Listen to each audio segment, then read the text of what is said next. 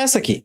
A primeira... Mó tempo que eu não vejo nada do Dave Eric e, dado o nosso Halloween, essa risada saiu mais idiota do que realmente alguma coisa. Mas dado a situação de Halloween, eu queria pelo menos que uma coisa que eu postasse hoje fosse de Halloween. Vamos ver isso daqui? Não vá para Black Forest no A Halloween. coisa que você deve saber é que todo esse meu relato foi traduzido pela pessoa que agora está contando a vocês.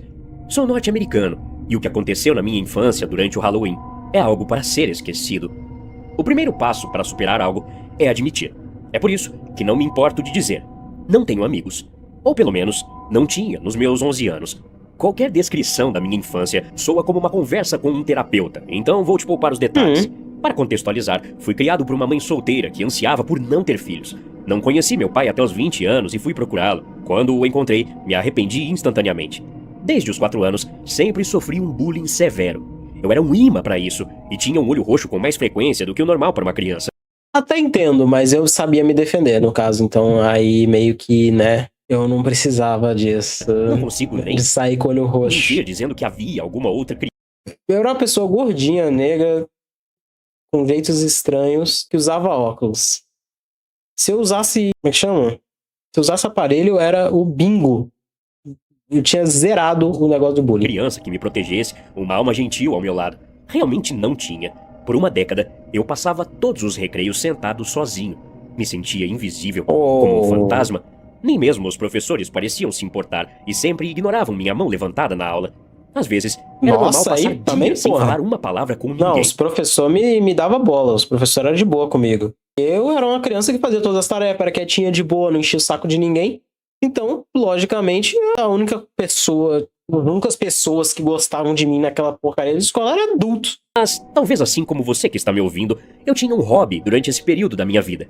O terror. Todo o gênero do terror era um cobertor de segurança que eu podia me embrulhar. No meu tempo livre, eu lia qualquer livro de terror que conseguia encontrar. Às vezes me sentia... É pior que eu tenho isso em comum também, tipo, eu gosto das histórias de terror, porque, não, mas é assustador, por que você vê isso, não sei o quê? Mano, a vida é muito mais assustadora que uma história, beleza? É muito pior. Como um viciado, sempre procurando uma dose, sempre tentando aumentar meu consumo desse gênero. Eu costumava descer as escadas à noite e assistir reprises de filmes de terror antigos na TV a cabo. Às vezes, quando minha mãe estava bêbada de vinho o suficiente, ela me deixava no sofá ao lado dela e assistíamos juntos. Embora infrequentes, foram as memórias mais felizes da minha infância. Naturalmente, como os Estados Unidos têm o costume de dar valor ao Halloween, esse feriado... Se essas foram as memórias mais felizes, imagino ruim, hein? Era o único dia que eu tinha circulado no meu calendário. Era quando eu me sentia mais em casa, mais compreendido. Eu desejava esse sentimento todos os dias, mas fiquei feliz, no entanto, que ele pelo menos chegasse por 24 horas por ano. Outubro de 2008 foi o primeiro ano em que eu realmente viveria minha fantasia de Halloween. Minha mãe tomou a decisão de que eu teria permissão para pedir doces na vizinhança sem sua supervisão, desde que eu não fosse muito longe. Perigosíssimo! Olha que ideia boa! E voltasse antes do toque de recolher. Concordei animado e passei todos os dias de agosto em diante contando as horas para a grande noite.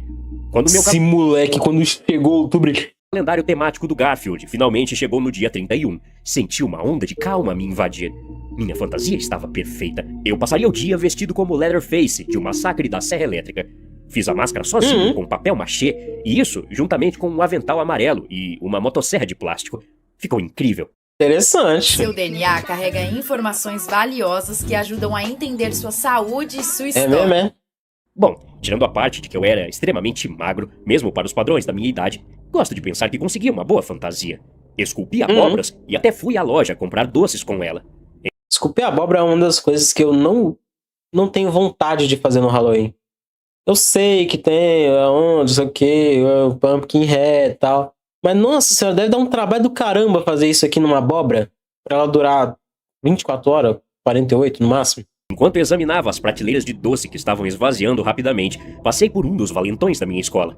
Ele não me notou. Eu me senti invisível de novo, mas, desta vez, da maneira que eu queria. Escolhi uma seleção de doces clássicos e quando cheguei em casa, enchi algumas tigelas até a borda. Esses seriam os doces que ficariam na frente da casa para as outras crianças. Instruí minha mãe sobre a importância de ficar verificando os potes de doces, explicando que, se ela os deixasse sem vigilância por muito tempo, eles seriam saqueados. Ela me garantiu que faria e me dispensou sem desviar o olhar da TV. As ruas eram mágicas. Ela não vai olhar. Hordas de crianças fantasiadas desfilavam por aí, todas carregando sacos de guloseimas que estavam enchendo lentamente. Havia algumas boas fantasias, admito, mas eu estava confiante de que tinha a melhor de todas. Vaguei pelas ruas sozinho, indo de porta em porta. Aí também presunçoso, né? Spookymon! E vamos trazer o Pink para o Spookymon. Enchendo meu balde temático de abóbora com doces. Eu me sentia livre. Um pouco mais tarde, na noite, comecei a seguir um grupo de crianças da minha idade, mas de uma escola diferente. Segui alguns passos atrás deles por um tempo, até que um menino mais velho, vestido de Beetlejuice, se virou e me mandou ir tomar naquele lugar. Desanimado e sentindo uma crise de asma chegando, sentei-me em um dos bancos do parque perto do gramado e tirei minha máscara. Enxuguei o suor e dei uma respirada em meu inalador. Pouco antes de me preparar para continuar meu caminho alegre, ouvi uma voz familiar gritar meu apelido menos favorito. Ei, olha, é o nariz de pica. Minhas orelhas se enrugaram quando olhei para todos Segura. É o nariz de quê? os lados, notando algumas crianças da minha turma perambulando pela calçada mais próxima. Victor, um gordinho de 13 anos com uma roupa colada do Homem-Aranha, gritou e apontou para mim. Um minuto depois, eu estava correndo para salvar minha vida do bando de crianças assassinas me perseguindo. Meu balde de guloseimas de abóbora caiu da minha mão, derramando seu conteúdo no chão da floresta. Eu sabia que não podia arriscar voltar para pegar, e continuei correndo. Olhei ao redor enquanto fazia isso, e vi que metade da multidão havia se separado para pegar meus doces caídos. Os dois que continuaram me perseguindo eram rápidos, mas acabei os despistando nas árvores. Depois de um tempo... Criança e adolescente é um bando de filha de uma... Eles simplesmente testam os limites das pessoas, da sociedade, de tudo, enquanto que eles conseguem sair impunes de alguma coisa. Andando em círculos, percebi que também me perdi. O pânico logo tomou conta. Meu desejo de viver um filme de terror significava que eu estava bem ciente das lendas urbanas da minha cidade natal. Eu sabia que a floresta em que eu tinha tropeçado era assombrada. A lenda dizia que em 1978, um menino foi obrigado a vigiar seu irmãozinho enquanto ele pedia doces, mas em vez disso, o arrastou para a festa de Halloween do ensino médio. Essa festa aconteceu nessa mesma floresta, longe de qualquer pessoa que julgasse a bebedeira dos menores de idade. Uma grande fogueira foi acesa e os adolescentes dançaram ao redor dela a noite toda. Perto da meia-noite, o menino ficou ansioso, exigindo que o levassem para casa. Seu irmão mais velho, agora bêbado pela primeira vez na vida, apenas o empurrou para o lado. O menino tropeçou nas chamas, sua fantasia de palhaço de linho, pegando fogo em um piscar de olhos. Era quê? Tudo o que os adolescentes podiam fazer era assistir, enquanto ele queimava até a morte na frente deles. Dizem que o menino morto tem sido visto todos os Halloweens, desde então, vagando pela floresta com a pele carbonizada, tecido colorido derretido na carne e emitindo um brilho alaranjado. Meu Deus! Por alguma razão, essa história apareceu na minha mente enquanto eu caminhava. Eu estava... Ninguém tentou apagar nem nada, cobrir de alguma coisa, de algum jeito. Nervoso que cada não grito faz de sentido pássaro isso. ou estalar de galho quase me matou de infarte. O brilho verde fraco que eu segurava mal iluminava o caminho, enquanto a escuridão me envolvia de ambos os lados. E aí, galera, vim falar um pouco pra vocês sobre os fones da QCY, sobre toda a qualidade sonora. Enquanto eu caminhava, comecei a notar um brilho fraco no fundo de uma bagunça de árvores. Minhas mãos tremiam, enquanto meu corpo me carregava em direção a ele. Uma voz na parte de trás da minha cabeça gritava para eu não ir, que isso significava a morte se algum daqueles valentões me pegasse. Ainda assim, me movi, passando por árvores deformadas. Que tipo de valentão é esse que vai te exterminar? Eu estava agora quase na fonte do brilho, tropeçando por uma folhagem. Olha o pronome neutro. Saí em uma clareira de grama, que logo foi substituída por cascalho. Bem ali, no centro de tudo, havia uma casa. Agradeci a Deus pelo caminho aleatório que eu tinha andado na floresta ter me feito dar de cara com a segurança de uma casa. Um brilho quente vinha das janelas do andar de baixo, e as pilhas de abóboras iluminadas tornavam tudo ainda mais acolhedor. Fui com confiança até os degraus da frente. Bati 2 vezes na porta e esperei. Depois de um tempo, ela foi atendida, cautelosamente no início, antes de se abrir. Um homem estava na entrada. Lembro que ele parecia ter 30 e poucos anos e tinha traços muito suaves. Seu cabelo parecia cor de areia molhada e era bem ralo. Ele usava um colete verde, calças e um sorriso largo. Isso me lembrou meu avô, apesar de sua juventude. Oi, ele disse alegremente. Eu sou o Edward. Qual é o seu nome? Oi, eu sou o Eric. Eu disse, sorrindo de volta para ele. Bem, Eric, devo dizer, eu adorei sua fantasia, disse Edward. Valeu. Eu disse, antes de perceber que ainda estava segurando a máscara ao meu lado. Eu rapidamente a coloquei e olhei para Edward. Eca! Ele disse brincando comigo. Então, depois de um momento de silêncio, ele falou novamente. Gente boa. Gostaria de alguns doces? Você é a primeira criança que vem à minha porta nessa noite de Halloween. Posso muito bem te dar o balde Ih, vai dar inteiro. bosta. Sério? Eu disse animado. Então, percebi minhas limitações. Mas eu não tenho como carregar. Falei. Sem problemas. Respondeu Edward suavemente. Vai dar o balde. Entre e vamos resolver isso. Não. Porra, Edward! Uma mãe que dependia de estranhos para criar seu filho dissipou qualquer noção de perigo de estranhos que eu pudesse ter adquirido em minha Puta que pariu, Edward. Para mim, eram as pessoas que eu conhecia que eu tinha que ter medo. Como tal, segui alegremente Edward para dentro de sua sala de estar. Ele me mandou sentar no sofá de couro bege, em frente a uma mesa cheia de doces. As embalagens coloridas e antiquadas pareciam chamar Ai, meu nome. cara. Fiquei parado, esperando permissões para entrar. Venha, garoto. Porra, Edward, aí tu deu palco pra maluco, Edward. Disse Edward, colocando a mão no meu ombro brevemente, antes de sentar na poltrona adjacente. Aí não, cara. Posso realmente ter tudo isso? Perguntei a ele em tom de súplica. Com certeza. Ele respondeu. Cada pedacinho. De repente, ele saltou e ficou em pé novamente. Sabe quem adoraria te conhecer? Ele perguntou. Eu fiz uma pausa, esperando que a pergunta fosse retórica.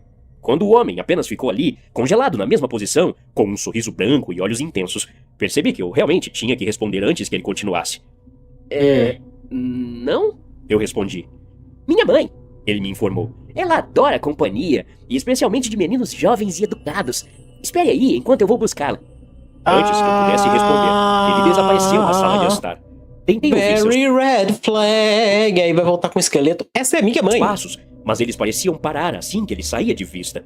Inclinei-me para trás no meu assento e olhei ao redor. A sala, assim como o resto da casa, pelo pouco que vi, tinha um tema muito terroso. Sai. Muitos verdes escuros e marrons. Notei o espesso Sai. aglomerado de animais empalhados que se espalhava pela sala, o que começou a me incomodar Sai. profundamente. Eu podia sentir os olhos vítreos de uma dúzia de mamíferos mortos fixos em mim. Já falo pra você, se uma pessoa tem um bicho empalhado, ela tem uma ampla possibilidade de ser uma pessoa extremamente conservadora. Não conservadora do jeito político, mas do tipo... Ela quer manter tudo pra ela até o fim, para sempre. E isso não O funciona. trabalho hoje está Isso é quebrado. bizarro. Trabalhamos em muitos aplicativos desconectados e acaba com a produtividade. Comecei a suar. A sala estava bem mal iluminada, então me inclinei para a lâmpada no suporte de madeira rústico e apertei para ligá-la. Isso ajudou a iluminar mais a sala. A pilha de doces brilhou com uma nova intensidade na minha frente.